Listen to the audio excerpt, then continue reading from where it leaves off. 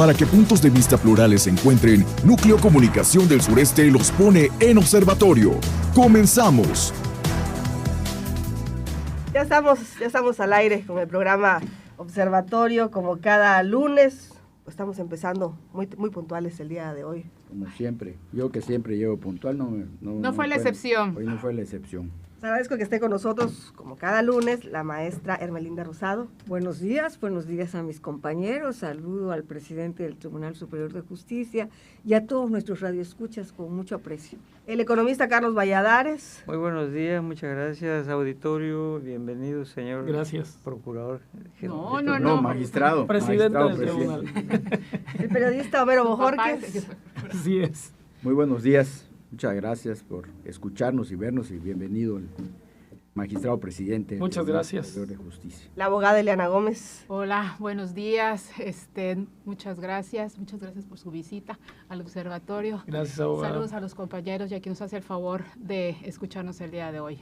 Bueno, y como acaban de escuchar, pues está con nosotros el presidente del Tribunal Superior de Justicia del Estado de Campeche, Manuel Minet Marrero, que ya nos ha acompañado en otras ediciones. Hoy, el lunes, también va a estar con nosotros. Recuerde que nos puede marcar el número de mensajes, 981-13-811-42. También estamos ya pues en vivo a través de las redes sociales. Alguna pregunta que tenga hacia el magistrado, él precisamente viene a contestar todos estos pendientes que se tengan. Importante, magistrado, pues un tema del que hemos tocado mucho aquí en la mesa, pues sí. Estamos en este proceso ya el inédito, claro, ¿no? Electoral, por decirlo así, para elegir. Pues es que, Sí, pues sí, se convirtió en electoral. Así es, histórico. Sí, por eso es histórico. Efectivamente, esos jueces y magistrados, ¿cómo ve usted este proceso que estamos viviendo y que ya vamos a entrar ya en la recta final en unos días más que entra el mes de mayo? Claro, antes que nada, buen día, muchas gracias por la invitación, muy a gusto como siempre. En realidad, es que el tema ha sido muy discutido, de mucha polémica, es un ejercicio, como ya dijimos, histórico, inédito, en el que en el caso de Campeche, como he aclarado en diversas ocasiones, no vamos en el Estado a la elección en este 25, sino el decreto es para que sean en el 27. Estos procesos van a ser cada 3 años. El primero es ahorita, va toda la federación, o sea, vamos, parte, jueces, magistrados, todos los ministros, se crea tribunal de disciplina, donde también hay que elegir a ese personal, que son también magistrados.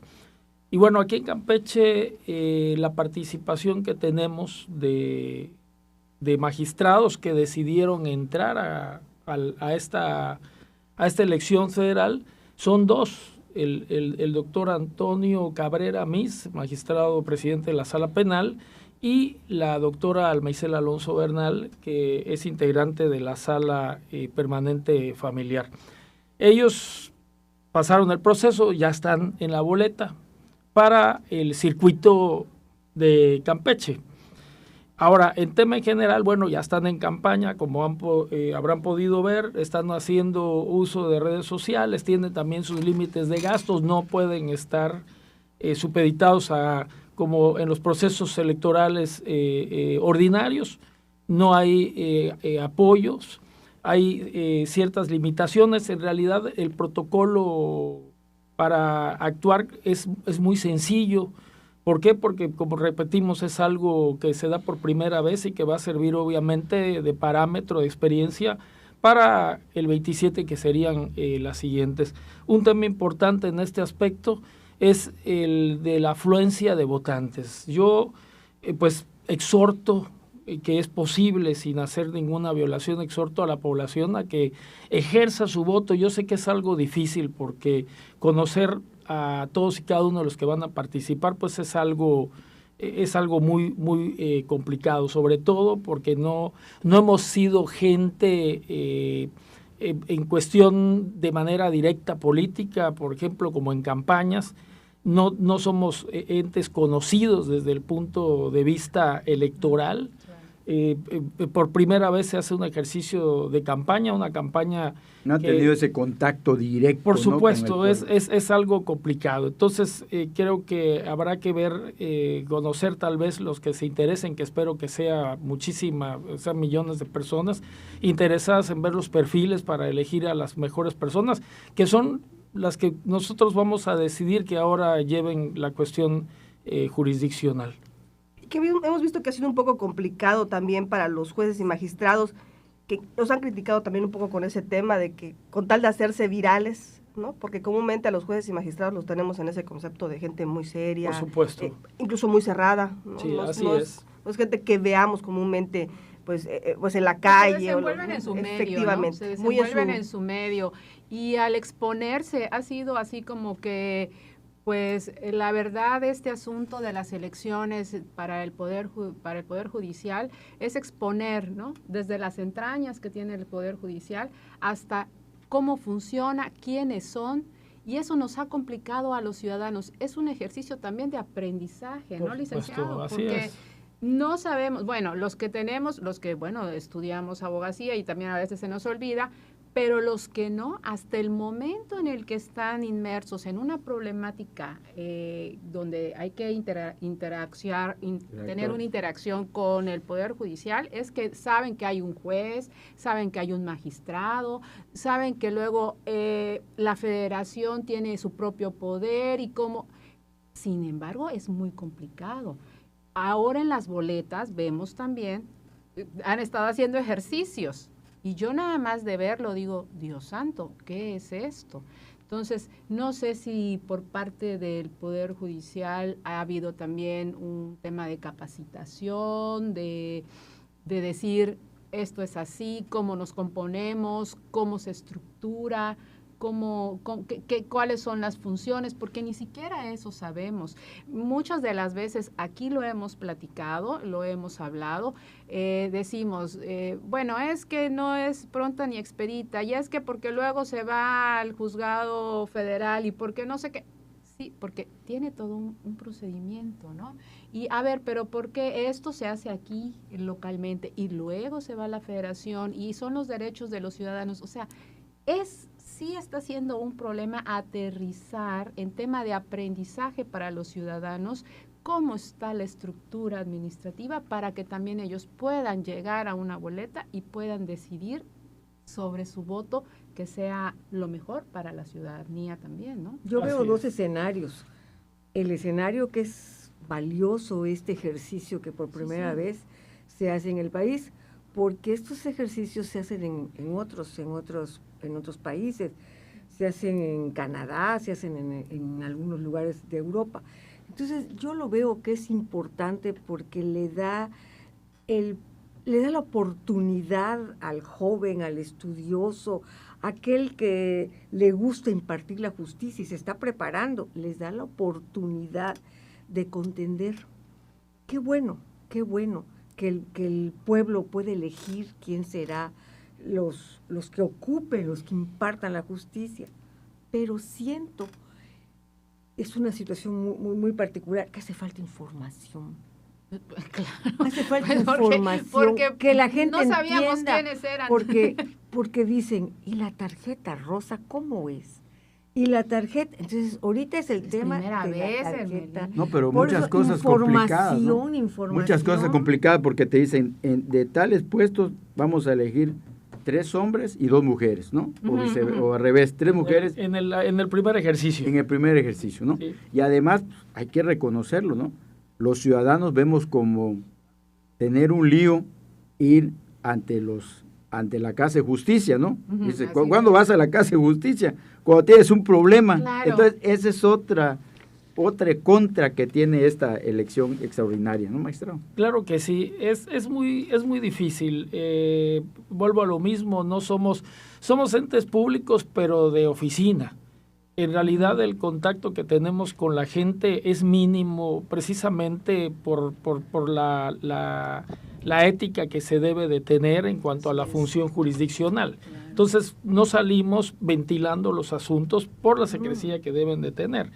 Luego entonces, en el caso de los federales, porque vamos a estar votando por la parte de Campeche, de lo que es el circuito, pero vamos a votar hacia afuera, vamos, ministros, magistrados del Tribunal de Disciplina, que en realidad, si a nosotros mucha gente no nos conoce, pues a ellos menos, Claro, y vamos a tener la boleta.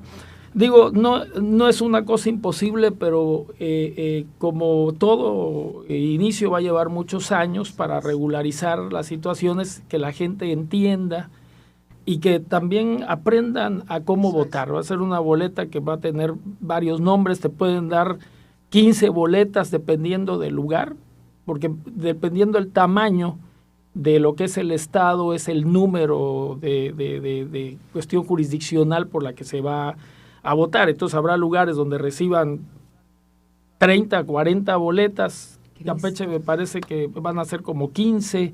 Y entonces, si en una elección ordinaria la gente se revuelve, que ya esto ha sido experiencia de prácticamente toda la vida, y la gente se revuelve, óyeme, que hay las coaliciones, y que ya en una situación de varias boletas donde hay varios nombres de gente que no conoces, que nunca ha hecho campaña, que la corta campaña que se hace también tiene sus limitantes, pues es muy complicado. El INE se ha encargado de hacer las bases, de llevar lo que es el control.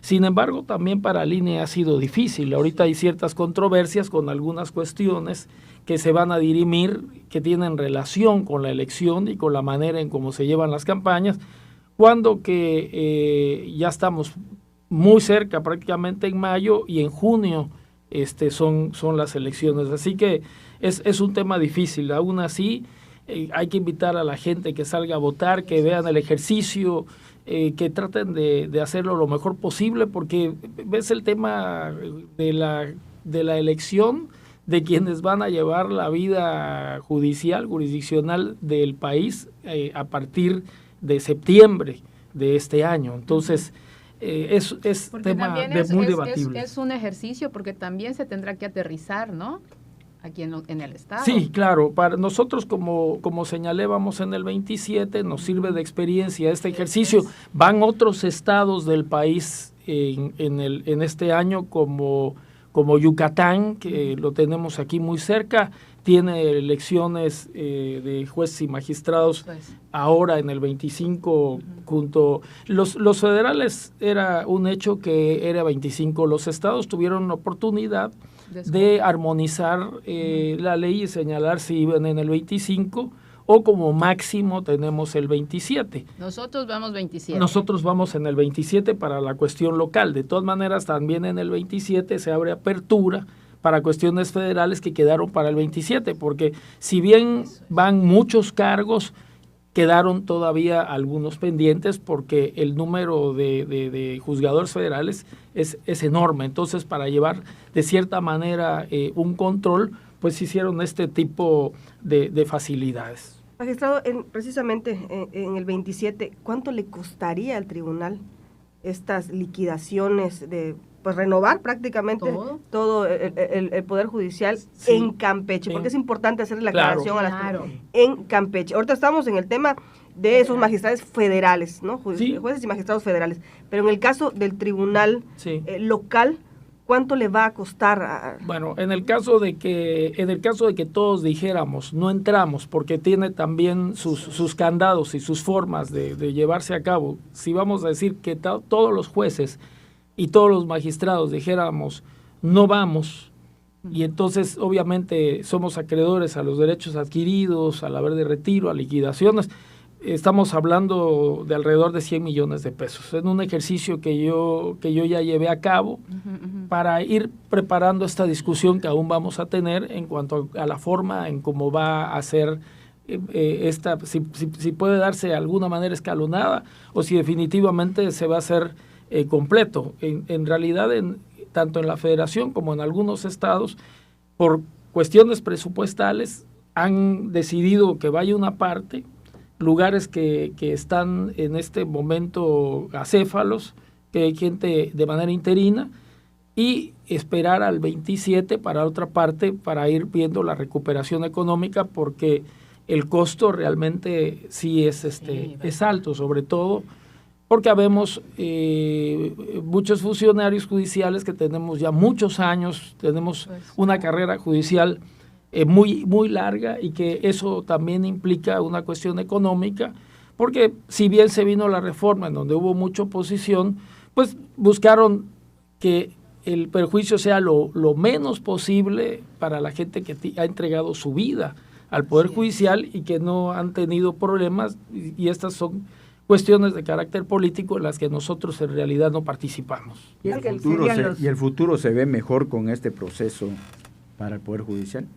Pues no quisiera aventurarme, es un ejercicio, volvemos por primera vez, veremos cuánto daño colateral hubo o cuánto beneficio hubo. Lo que yo puedo asegurar en este momento, que bueno, la gente que está en los cargos son gente que tiene carrera judicial, que han sido capacitados, preparados, que han llegado a los cargos por medio de exámenes de oposición. Los expedientes personales han sido revisados. Entonces, bueno, la probidad de sus actuaciones, de tener la experiencia, hoy día con lo que está, pues está calificada. No significa tampoco que todo sea perfecto, es algo imposible, pero de que en este momento están actuando las personas con las capacitaciones, con carrera judicial, es un hecho. ¿Qué sucede? Que vamos a una elección donde sí se analizan los expedientes personales, la experiencia, pero bueno, si es gente externa, pues no podemos hablar de carrera judicial, porque son gente que ha estado del otro lado, han estado litigando, y la cuestión... Van a llegar a aprender, ¿no? Claro, la cuestión de litigar dista muchísimo de la función jurisdiccional. Ahora, licenciado, magistrado, así como pues se ha pensado en los ahorros presupuestales para poder, vamos a llamarle liquidación, ¿han pensado también que si este proceso no tiene los alcances que se esperan, se pueda acabar? O sea, no se pueda volver a llevar a cabo. ¿Han pensado usted que pueda haber un fracaso en esto? Pues bueno, como todo lo que se hace por primera vez, puede ser efectivo o puede ser muy malo. En realidad, hasta este momento no hay alguna ley que establezca algo así. Se está pensando de manera positiva en que va a ser un ejercicio muy reflexivo que va a lograr el objetivo por el que se planteó la reforma.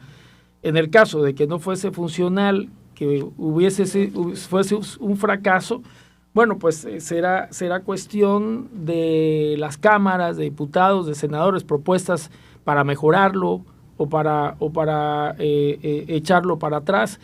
Yo, en lo personal, y con la experiencia que tengo, ya después de que se movió todo esto, que aparte ha costado mucho dinero, veo un tanto difícil que aún fuese un tanto de fracaso, que no fuese completo, que no lo creo, pudiesen mejorarlo, tanto como revertirlo, pues nada más que fuera algo rotundamente, que nadie saliera a votar, que no hubiese interés de la sociedad por un cambio de esta manera. Esa sería la única manera, y de que se pudiese echar para atrás, pues obviamente sí se pudiese, aunque yo creo que esa no es la vertiente, pues por todo lo que se ha invertido, todo lo que se ha luchado, ha habido mucha oposición en contra de la reforma, sin embargo salió adelante, y bueno, estamos sobre eso. Habrá que ver que después de este ejercicio, que seguramente va a haber una evaluación de lo que sucedió, tanto por el gobierno federal como por las entidades locales que fueron y de los que no fuimos, y tomarse las decisiones que tengan que tomarse precisamente en beneficio del justiciable o de la sociedad, ¿no? Vamos a una pausa y seguimos platicando. Sigue con nosotros el magistrado. Quédate escuchando las opiniones en Observatorio NSS, Radio Fórmula Campeche. el lugar de la información.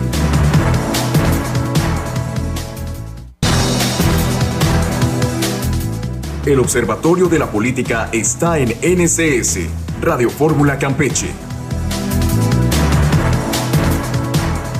Recuerdo mucho de Y seguimos platicando, vas a verme con el magistrado, seguimos de largo en el corte, porque pues hay muchas interrogantes. También importante, magistrado, a la fecha, ¿cómo van pues caminando las cosas en el Poder Judicial? Que también eso es muy importante para la gente que nos está escuchando. Sí, aquí con nosotros, bueno, yo tengo en el cargo 6 meses. A lo largo de este pues corto tiempo realmente se han dado muchas acciones, va caminando bien, se han emprendido, hemos firmado varios convenios con distintas instituciones para que de la mano hayan capacitaciones, avances en materia de recursos humanos.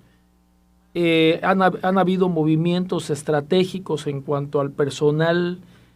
Nosotros tenemos personal de base y tenemos personal contratado. Somos una base entre lo contratado y la base laboral, que estaríamos hablando de plazas de casi 1,100 personas.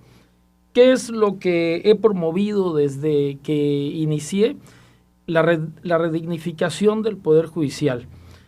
Veníamos de una administración marcada por criterios distintos, la base trabajadora bastante golpeada, violentada en algunos aspectos, la gente gana poco, el presupuesto que tenemos es muy estrecho y tenemos carencias de muchas cuestiones.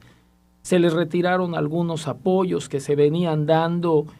Si bien no hay un aumento de salario significativo, pues habían esos tipos de apoyos que se fueron retirando o que se retiraron de manera parcial.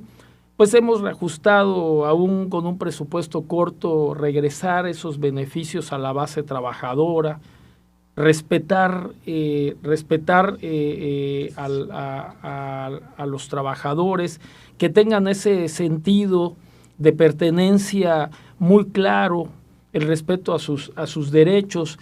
Aún así, pues se han dado casos de inconformidad por movimientos, por gente que les terminamos el contrato por cuestiones de capacidad económica, cuestiones reorganizacionales, las estructuras que se han movido. Hemos estado vigilando los juzgados, los jueces, tratar de que las personas que están de jueces interinos, que tenemos varias plazas de jueces interinos, pues sean los capaces, se le dé oportunidad a gente que no se le ha dado la oportunidad, revisando obviamente sus perfiles. Son decisiones que no toma el presidente de manera personal, sino para eso tenemos el pleno del Consejo de la Judicatura, tenemos el pleno de Tribunal, y bueno, en el caso de los magistrados, pues tenemos un pleno de mucha experiencia, ahorita de mucha ecuanimidad, de mucha tranquilidad. Les he dado el respeto que se merecen a plenitud.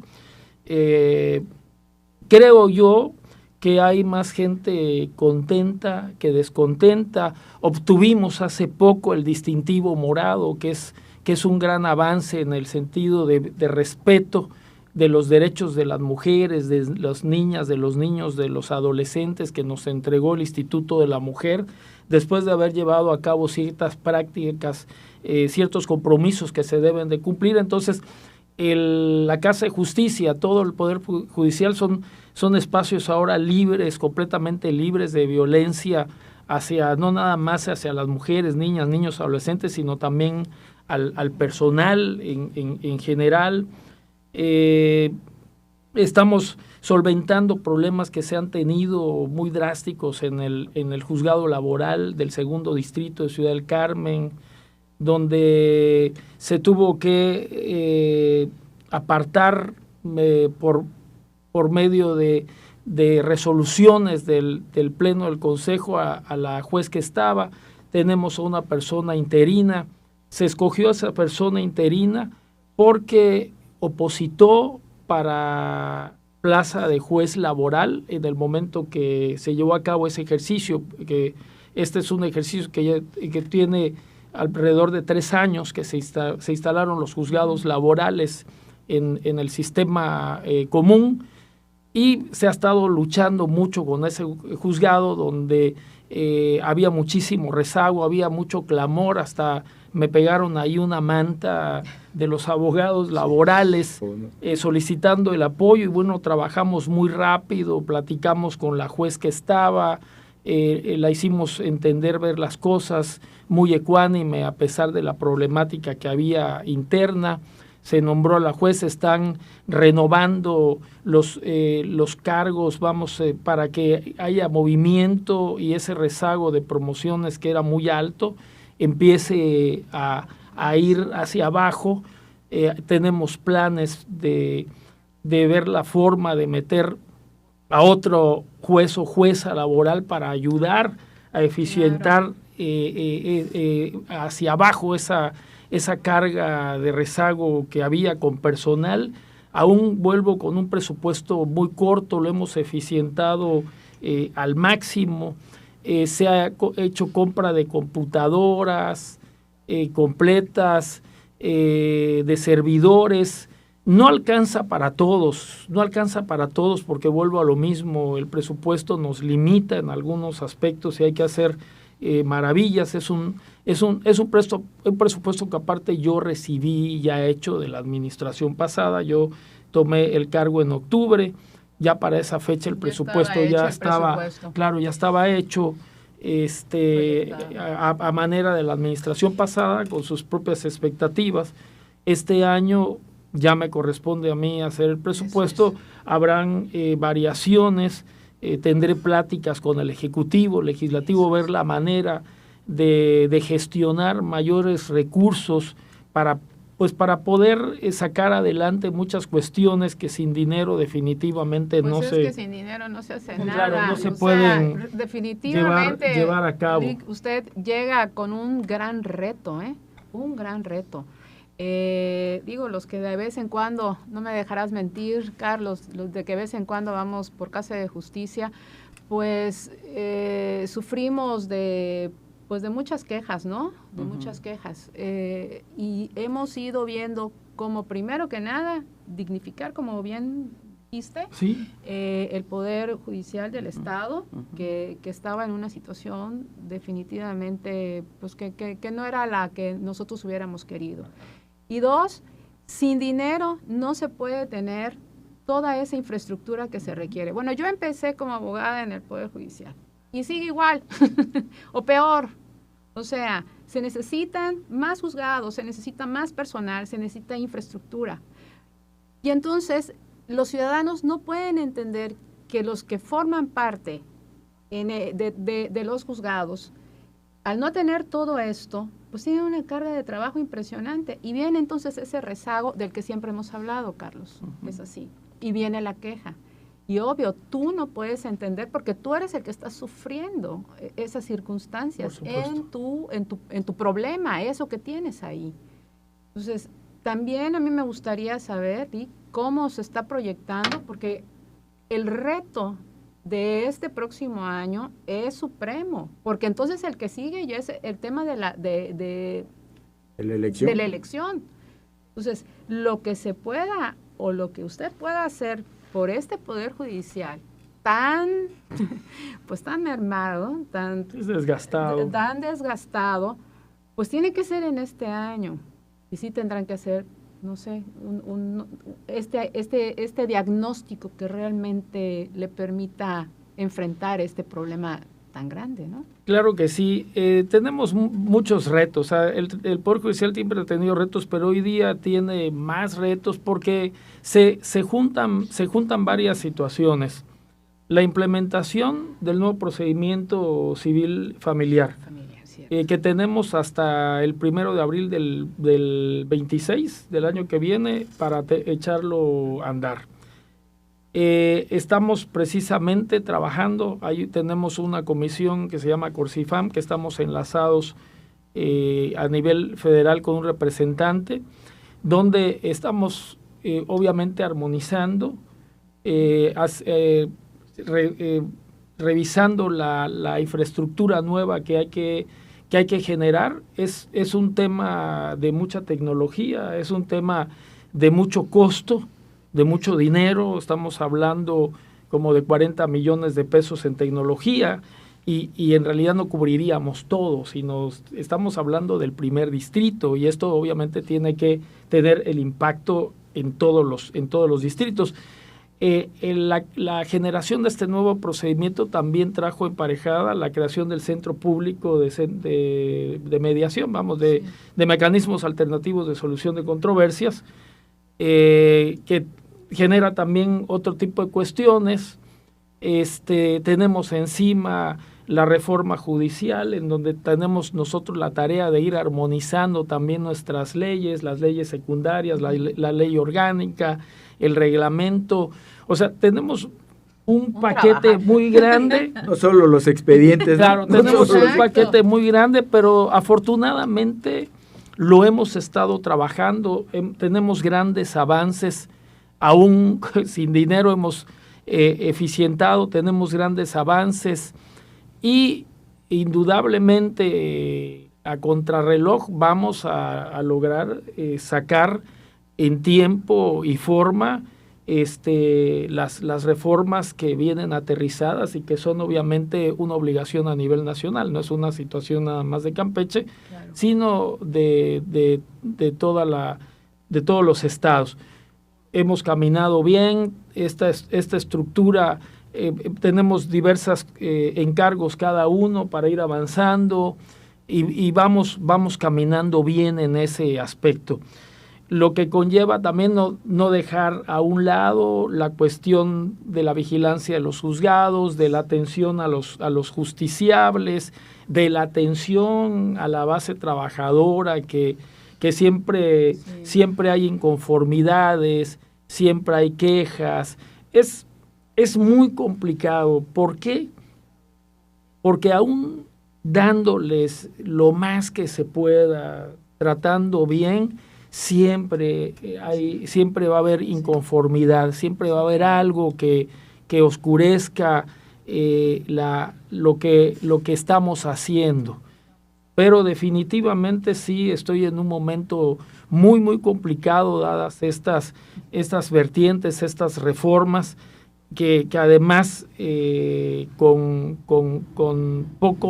poco dinero, pues no puedes dar pasos tan grandes. ¿Qué más quisiera uno que poder resolver todo de un solo jalón? Pero bueno, es muy difícil, y la misma problemática padecen varios poderes judiciales, claro, que tienen incluso un presupuesto mucho mayor. Yo estaba analizando los presupuestos que tienen los poderes judiciales del sur, de la península, con los que tengo más cercanía. Y no más por poner como ejemplo, el Poder Judicial de Yucatán tiene un presupuesto de casi 1,200 millones de pesos. Ya tiene una estructura gigante, mucho más grande que la de nosotros. ¿El de aquí cuánto es? Perdón. 347 millones de pesos. Entonces, pues, Dios mío. Claro, entonces obviamente, también en Yucatán andan por alrededor de los 2 millones de habitantes. Claro. Nosotros me parece que no llegamos ni a 1 millón en todo el estado. Tiene más habitantes el municipio de Mérida que todo Campeche. Claro, entonces también hay un impacto ahí, pero bueno, eso tampoco significa quedar nosotros rezagados con tan poco.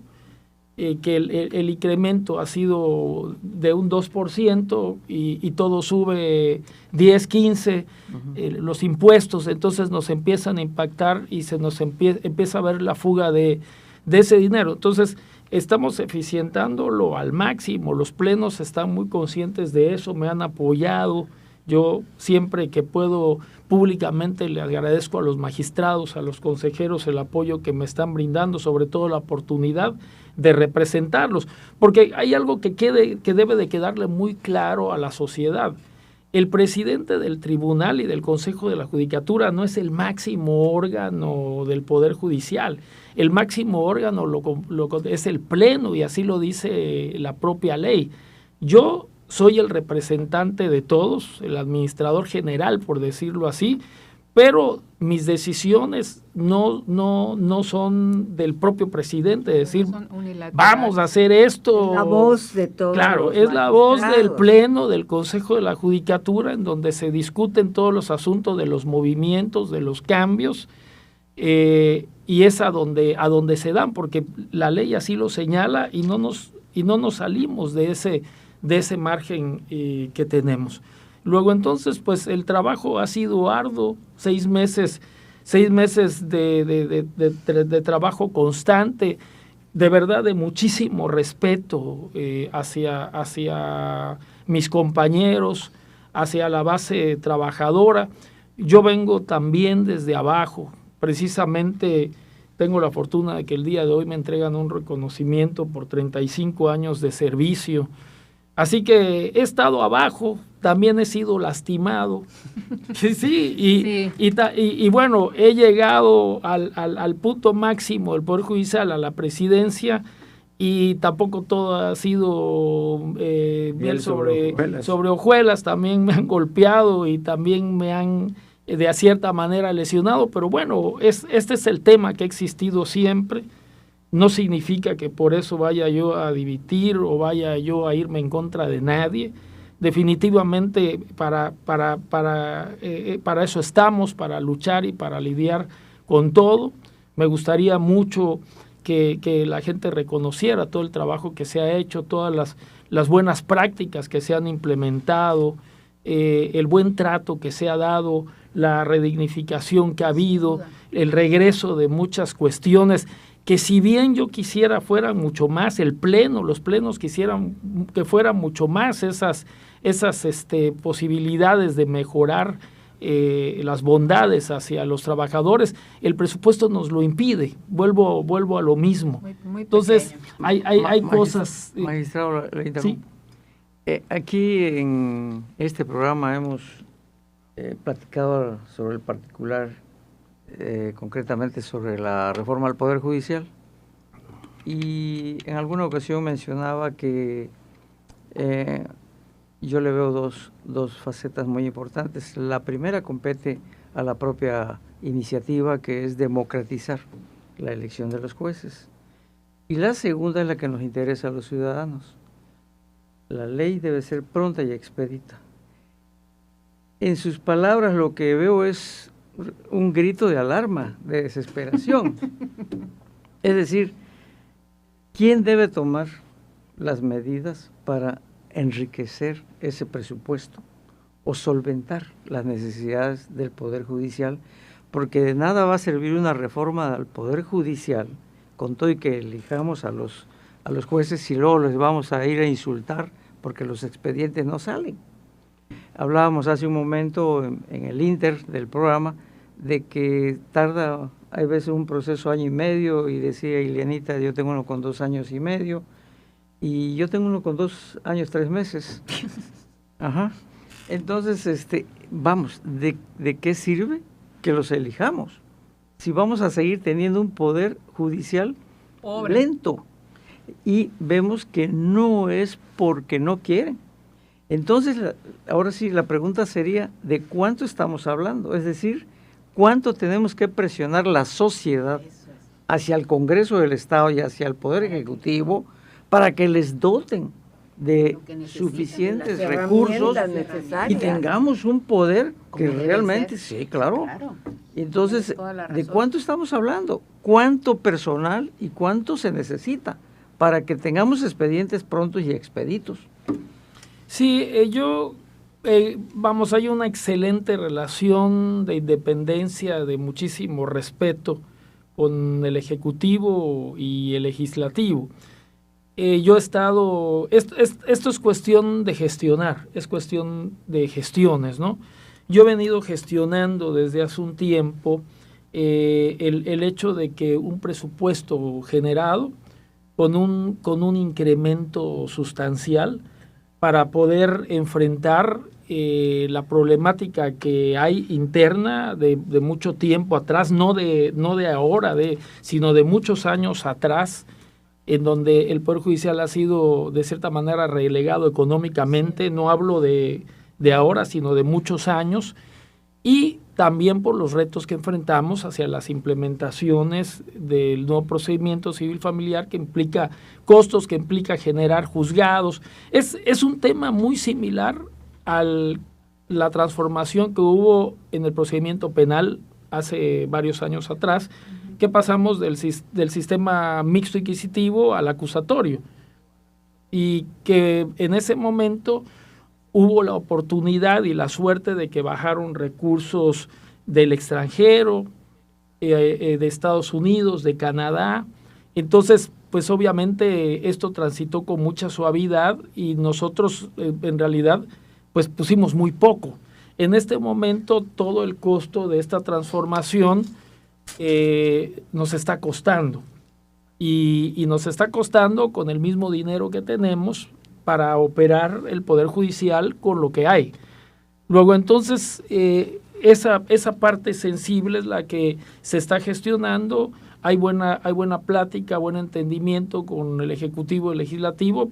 Esperemos que estas gestiones que se están realizando rindan frutos y se logre un avance presupuestal hacia el nuevo ejercicio del 2026, en el que pudiera yo venir, si me invitan, a explicar si estos avances se dieron, que yo estoy seguro que pueden darse en el sentido de las necesidades, que ya no son una necesidad de gusto, sino una necesidad de obligación.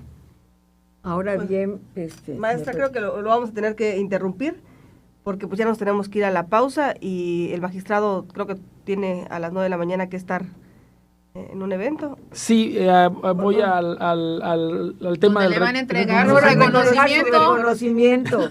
Pero bueno, queda la invitación y ya él no nos... Claro que sí. Yo todas las veces que me inviten van a tener aquí, Dios mediante, mi presencia explicando y respondiendo lo que tenga que responder. Porque, magistrado, la impartición de la justicia es la estabilidad de un pueblo. Por supuesto. Es la certeza de un ciudadano. Por supuesto, y así cada día vemos diferentes delitos y vemos diferentes maneras de que se golpea los delitos que golpean a la gente. Por supuesto. Entonces, pues, ojalá hacemos votos porque sus gestiones ante las instancias, pues, den los frutos que se requiere, porque no podemos dejar a la sociedad desamparada. Por supuesto, y yo tengo fe en que así va a ser. Les agradezco como siempre la invitación. Mando un gran saludo a la sociedad campechana y pedirles que confíen en sus autoridades, que confíen en que estamos trabajando por el bien del justiciable, y también estamos trabajando por mejorar a la base trabajadora, que también ha sido muy golpeada. Muchas gracias. Pues le agradecemos y estamos al pendiente. No hablamos tampoco de los niños, que es un tema muy importante en el poder. Muchos temas. Nos quedamos cortos. Efectivamente. Pues vamos a una pausa. No te pierdas los temas que están en el debate al regresar en Observatorio NCS.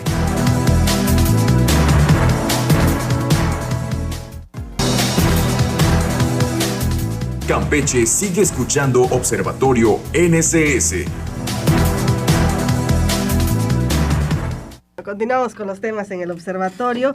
La presidenta Claudia Sheinbaum Pardo pues estuvo ayer de gira por Campeche. Aquí concluyó su gira por el sureste en la entidad.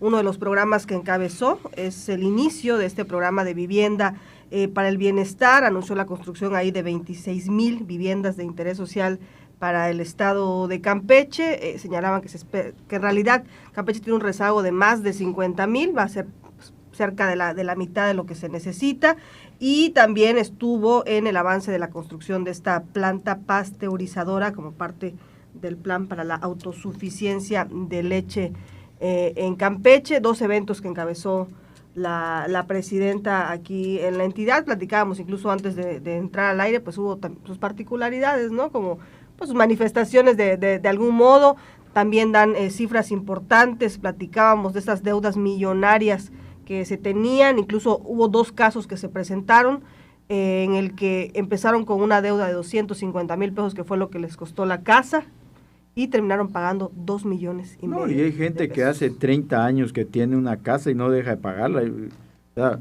conocemos casos de personas que te dicen después de 20 años, debo más de lo que me costó la casa, y he estado pagando puntual, o sea, le han estado descontando, ¿no?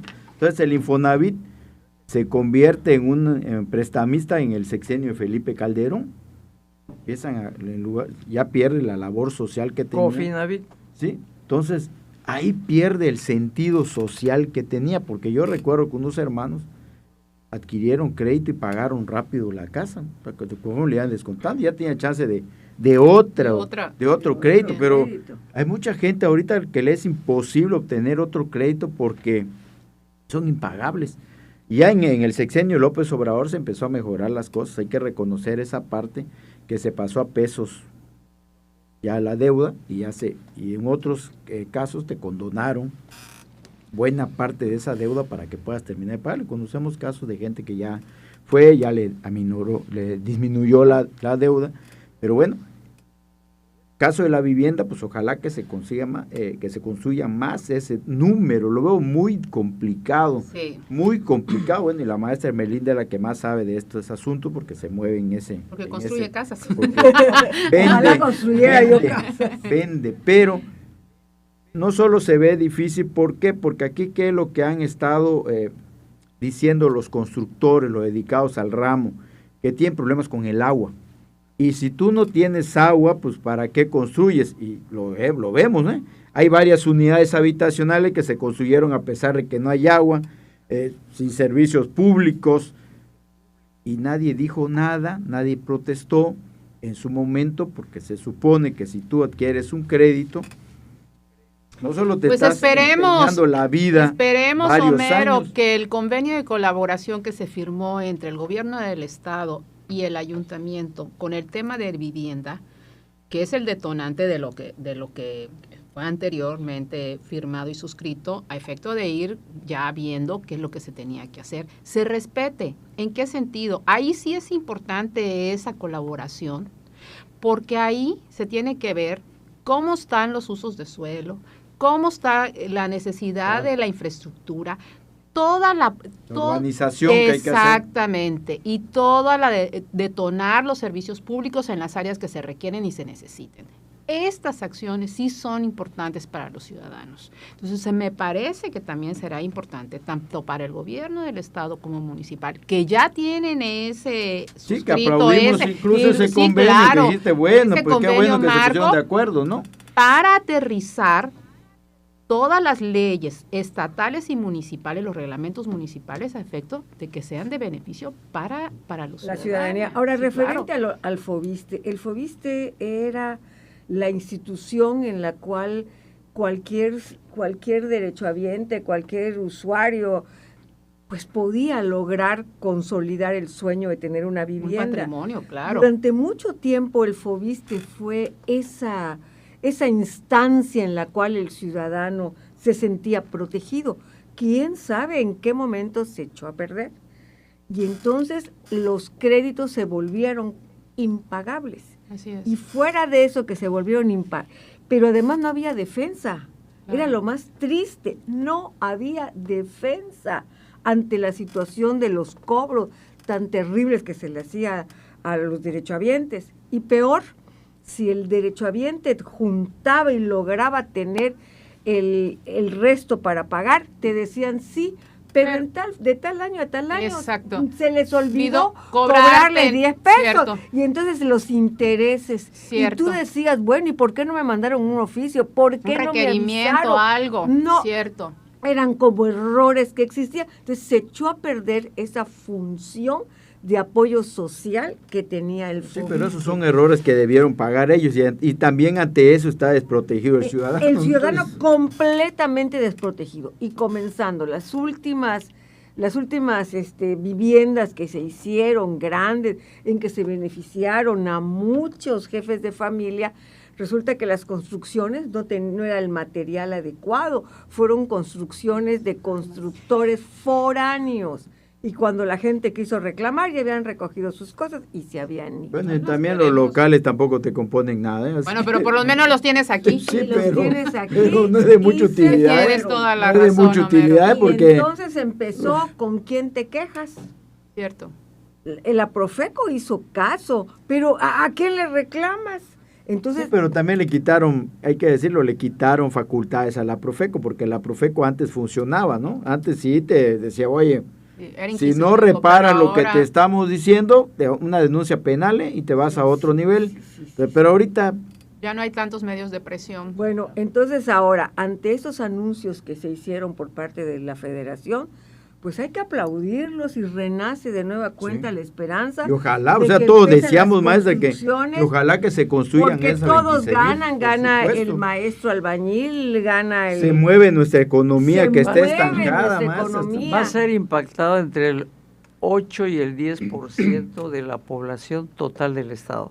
Pero además... De alguna forma. Beneficiado, sí. Pero además se generan otro tiendita de la tipo de esquina. actividades. Eso ojalá. Entre o sea, 78,000 y 100,000 habitantes. Las Es que- personas es que, que van a eso- vender la Esas comida, 26,000 casas. las personas que van a vender la comida, no las todo, personas- maestra, es que la construcción mueve la economía. pero ojalá que fuera todo local, porque eso sería más impactante todavía, todo local, Pues esperemos que no que nos sí, traigan de aquí, porque de la allá, idea- de para allá, de Porque, que sea todo porque local. hay que decirlo, a Campeche le urge que se mueva la economía, estamos estancados. Y pues no solo esto de la vivienda es una buena noticia, también la otra noticia, la pasteurizadora, Ah, porque claro. también los productores, los ganaderos, tienen muchas carencias. Fue tienen muy mucho- fructífera. Pues, Homero, a mí la me- visita a mí del me presidente. encantó. Fue fructífera, pero me parece, y aquí tengo otras Datos. opiniones, otros datos, me parece que a pesar del que es muy importante todo lo anunciado, y de que además creo que hay anuncios que no estaban previstos, como es lo del el dinero que le van a meter al puerto, de Ceiba y de Carmen. a los puertos, perdón, de Ceiba y Carmen, Sí. y del libramiento de Champotón. ¿Qué tal el libramiento? A ¿Cómo pesar se de hace? eso, a pesar se de había eso, hablado. Que ya se está haciendo a raíz del Tren Maya. sí, a pesar de eso, yo sigo insistiendo en algo que dije en el programa anterior, cuando tocamos este tema, que a Campeche no le ha favorecido el pacto federal. No estoy proponiendo una locura, desde luego, de que nos separemos del pacto federal, sino sí hacerle ver al Ejecutivo Federal la injusticia de que del que ha sido objeto Campeche. No nos conviene el pacto federal Nunca. y nos dicen que es que las extracciones que se hacen en el Golfo de México. Pero yo quiero aventurar una hipótesis, por eso les digo que es hipótesis y que de ninguna manera sería una locura proponerlo verdaderamente, pero imagínense ustedes que le digamos al señor Donald Trump, el Poder Ejecutivo, Legislativo y Judicial de Campeche, digamos al señor Donald Trump, que nos adopte como un estado más de la Unión Americana, a ver si Asociado, un estado permíteme, asociado. a ver si nada más iba a adoptar el territorio terrestre del estado de Campeche, o iba a decir, pues también con todo y el Golfo. Ah, claro. Pues, Ahí está lo bueno. Entonces, El claro, Golfo de Ahí está lo América. bueno. entonces, no vale ese argumento de que la explotación se hace en aguas, ¿qué? Marinas, nacionales. en aguas nacionales.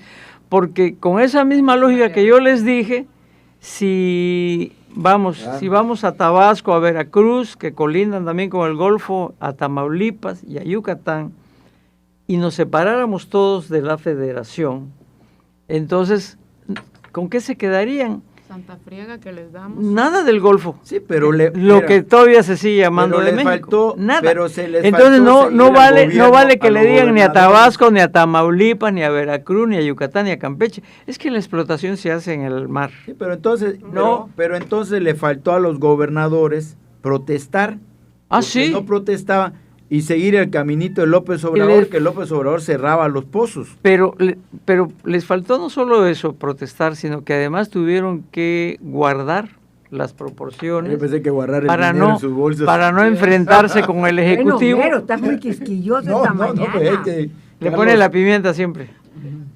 Pero bueno, a nosotros no nos conviene el pacto federal, no nos ha convenido, No, claro, y no solo eso, han tomado decisiones en el pasado que han trastocado, le han dado un traspiés al desarrollo que traía Campeche. Y recuerden que siempre comentaba acá. La cooperativización de la flota es el parteaguas en el que yo como economista sitúo dos épocas para Campeche, la que venía desenvolviéndose normalmente con su acumulación histórica de capital hecha a través de decenas o centurias, que fue la extracción del palo de tinte, que fue el chico zapote, todo el enequén en su momento, el camarón. Todo eso fueron unos ahorros que fueron ahorros que socialmente fuimos haciendo. Con 2 bancos, ¿se acuerdan que habían 2 bancos? Uno enfrente Hasta de se daba el lujo los asaltantes. Y ese dinero estaba concentrado en alrededor de 1.700 barcos que tenía la flota. Hoy creo que quedan como 150 barcos. Entonces, de buenas a primeras, creo que te fuiste muy lejos. De buenas a primeras, al Ejecutivo Federal se le ocurre cooperativizar la flota. Y la medida, pues le dio una oportunidad histórica a Campeche, que fue el tener doble ahorro histórico.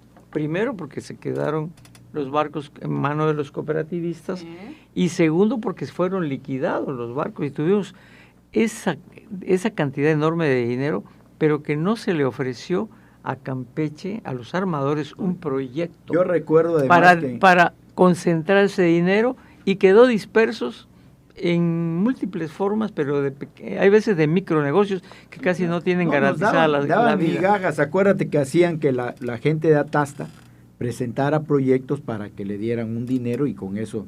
Pero en realidad yo recuerdo muy bien que en el sexenio de Jorge Carlos Hurtado hubo un diputado que tomó la tribuna y dijo, en ese entonces, ¿no?, cuando la producción estaba en su apogeo, cuando hablábamos del 60% que salía de la zona de Campeche, dijo en ese entonces el diputado, estamos hablando de cuánto tiempo, que nos den un día al año, un día. Eran poco más de 8,000 millones de pesos. Nunca dieron los 8,000 millones de pesos, ni siquiera. Ni nos hicieron caso. No nos dan nada. Claro. Nos dan migajas. Cuando ha sido una injusticia, como bien dice Carlos, migajas nos dan. Todavía a estas alturas, ya cuando el petróleo ya se está yendo, ¿no?